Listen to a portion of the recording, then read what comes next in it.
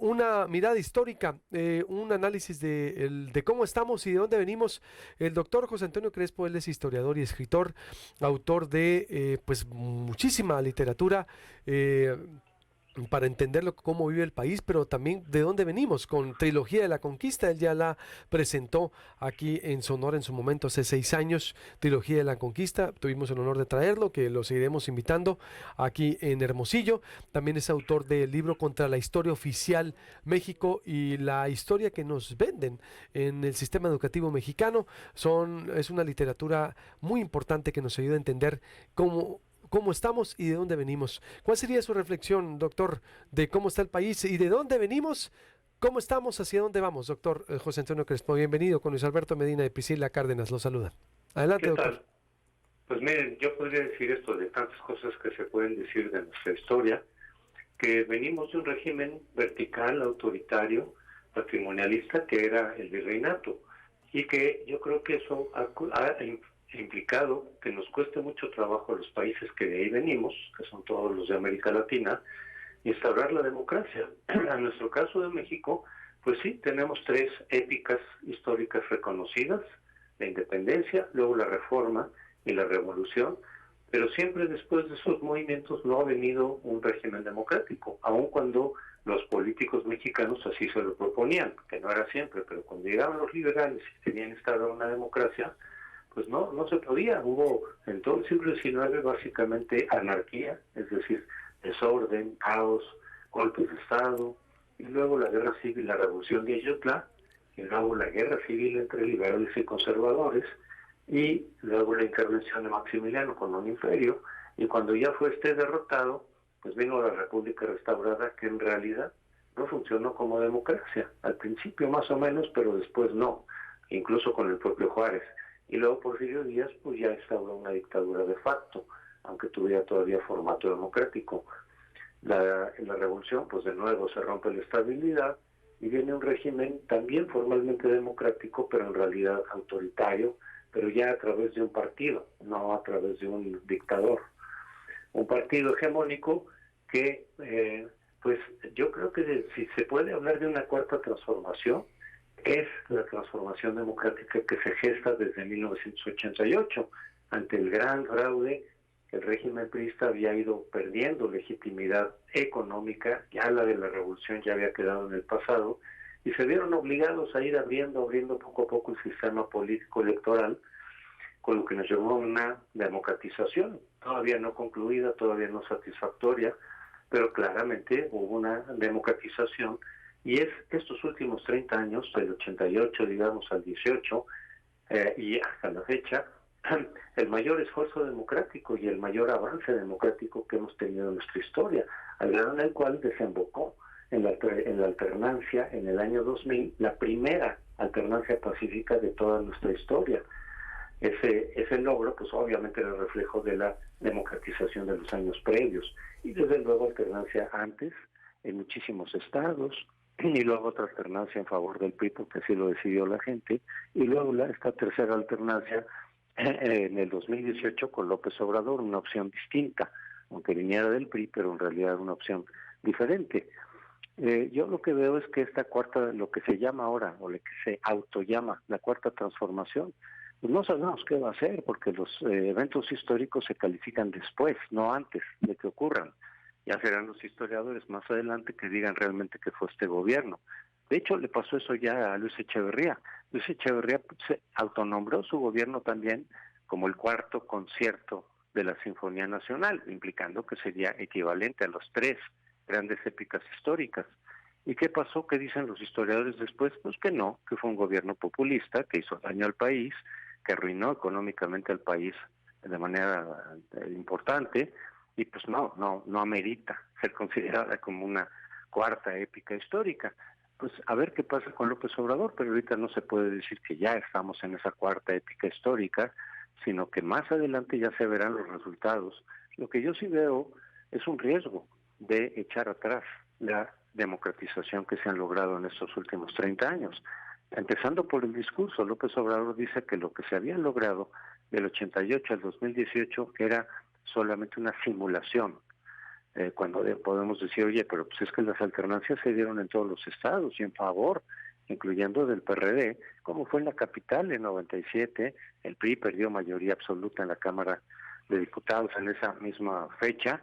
Pues eso sí, sí es democratización, vaya, y por eso la gran diferencia entre las elecciones del 88, que en principio favorecieron a la izquierda, pero se les arrebató un personaje que hoy es adalid de la Cuarta Transformación, y la del 2018 que pues que se dio el triunfo a quien la ganó, no hubo fraude, no hubo ningún problema, pues vaya que sí hay diferencia entre una elección y otra, pero López Obrador no ve una gran diferencia. Él dice que la democratización empieza con su gobierno y en realidad lo que vemos muchos son pasos para atrás, es decir, se está afectando la autonomía de varias de estas instituciones autónomas que son un contrapeso.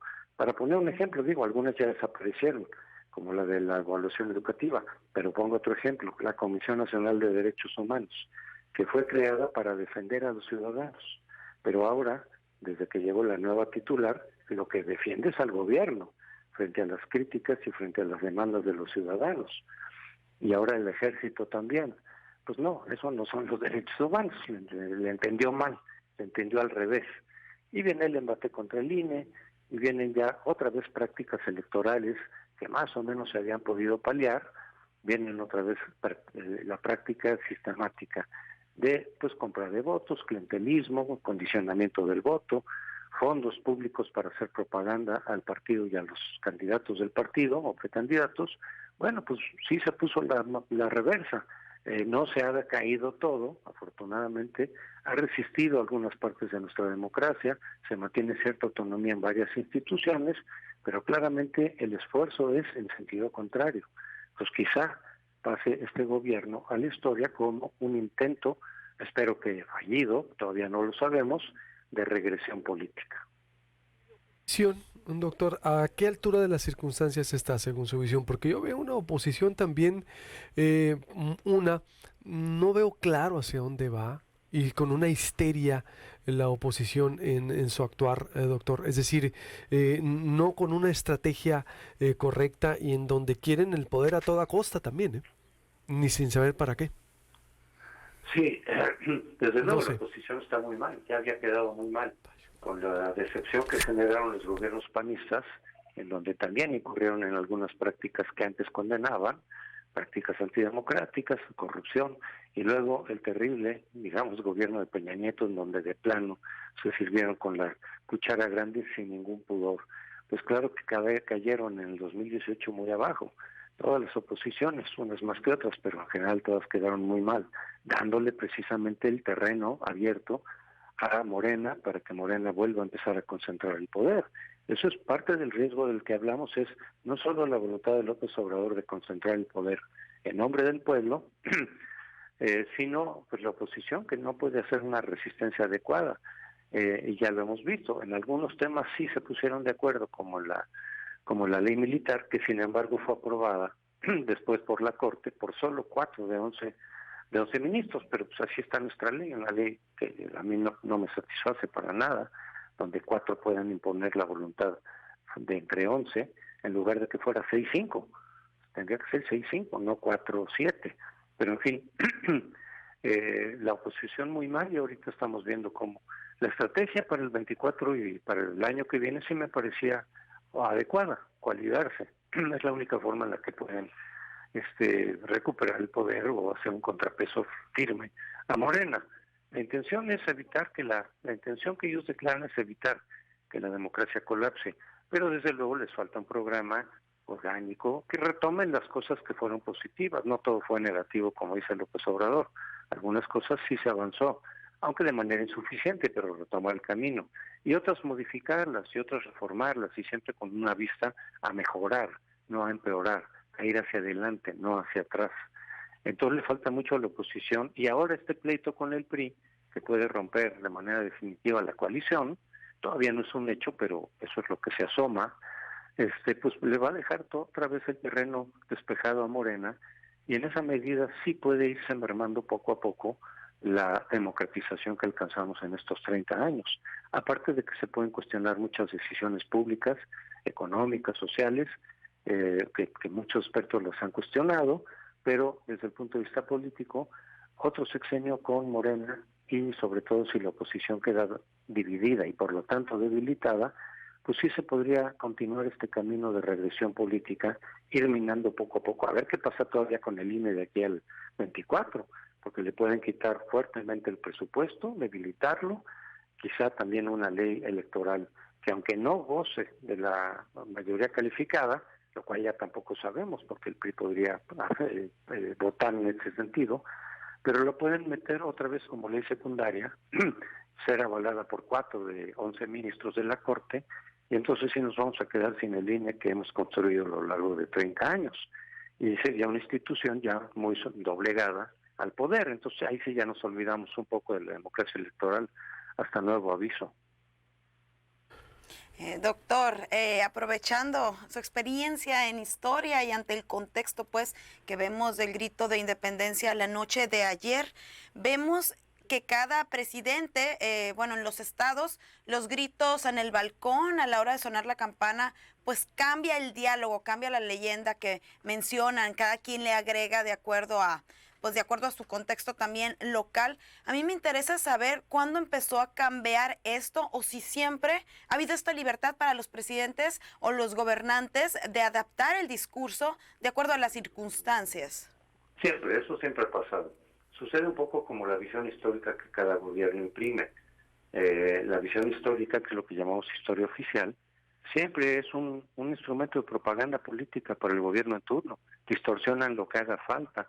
Cada presidente, según su gusto, su ideología, y distorsionan la historia, la cambian, la usan políticamente, pero siempre, por ejemplo, el grito que dio Maximiliano cuando llegó, recién llegado, se fue a Guanajuato, a Dolores, a dar el grito, pues en el grito incluyó a su suegro, porque no, entre reyes europeos, en el grito de México, claro, dado por Maximiliano, aunque también incluyó a Hidalgo y a Morelos, que habían sido descuidados por los conservadores. Pero recordemos, por ejemplo, otra vez Echeverría, como en uno de los gritos dijo, viva viva el tercer mundo, porque él estaba en esa lógica, ¿no? Del tercer mundo, de la Carta de Deberes y Derechos. En fin, cada uno le va agregando lo que va queriendo, lo que está en la agenda en ese momento. Entonces López Obrador, pues igual, ¿no? De alguna forma le ha agregado, le ha quitado, igual que la visión de la historia de López Obrador la aplica a su gusto. Él es Madero, él es Juárez, sus adversarios y críticos, los que sean, todos pues son los conservadores, hijos de Santana, de Porfirio Díaz, de Huerta. La prensa es huertista porque lo critica. Entonces, pues claro, una manipulación burda, ¿no? Simplista, maniquea de la historia, pero que también se refleja en los gritos. En el grito cada quien le va agregando lo que a su conveniencia política le conviene, le parece. ¿Agregando o le va quitando también? Sí, también, sí, le agregan y le quitan. Bueno, en algunos momentos se decía viva Iturbide, por ejemplo, los panistas agregaban en sus gritos, no sé ahora porque no he visto a los gobernadores, pero decían viva Iturbide. Pues sí, Iturbide fue el que consumó la independencia, sin duda, pero al pertenecer al lado conservador, pues entonces ya lo quitaban, ¿no? Sí, le agregan y le quitan a su gusto. Viva la paz mundial, porque es parte ahorita de la agenda de López Obrador. En fin, muera la corrupción, muera porque está destacando, digamos, otra vez el clasismo y el racismo que tradicionalmente ha habido en México, sin duda, como herencia de la colonia, sin duda, pero la está usando políticamente porque acusa a sus adversarios, a todos parejo, de clasistas y racistas, cuando hay muchos que no. Y en cambio yo, por ejemplo, conozco muchos obradoristas de línea dura, que son lo más racista y clasista que he conocido. O sea que no es en blanco y negro la realidad, pero los políticos así la usan porque les funciona frente a un sector muy amplio de la población, poner las cosas en blanco y negro cuando la realidad es mucho más compleja, desde luego. Conclusión, doctor. Entonces, ¿con qué nos quedamos? Muy interesante. Pues conclusión de que sí creo que está en riesgo la democracia electoral, la democracia en general, los contrapesos. Espero que no culmine esa tendencia que vemos regresiva, pero tampoco veo tan seguro el panorama de que podamos evitarlo. Otros 6 años con Morena en esa misma línea, si no la cambian, pues sí nos va a ir minando lo que con mucha dificultad se fue construyendo, incluidos los que están ahorita en Morena, que desde la oposición impulsaron la democracia, pero como ya no les conviene, pues ahora desde el poder la están debilitando. Espero que no ocurra eso, pero el panorama no se ve tan claro ni tan limpio, se ve bastante oscuro. Doctor, siempre le agradecemos mucho su tiempo y espacio y estamos en contacto. Le mandamos un abrazo. Claro que sí, hasta luego. Gracias, el doctor José Antonio Crespo, historiador y escritor mexicano, colaborador de este espacio por más de, bueno, los 12 años que tenemos de Proyecto Puente, siempre ha estado aquí con nosotros. Vamos a hacer un corte y volvemos con más información aquí en Proyecto Puente.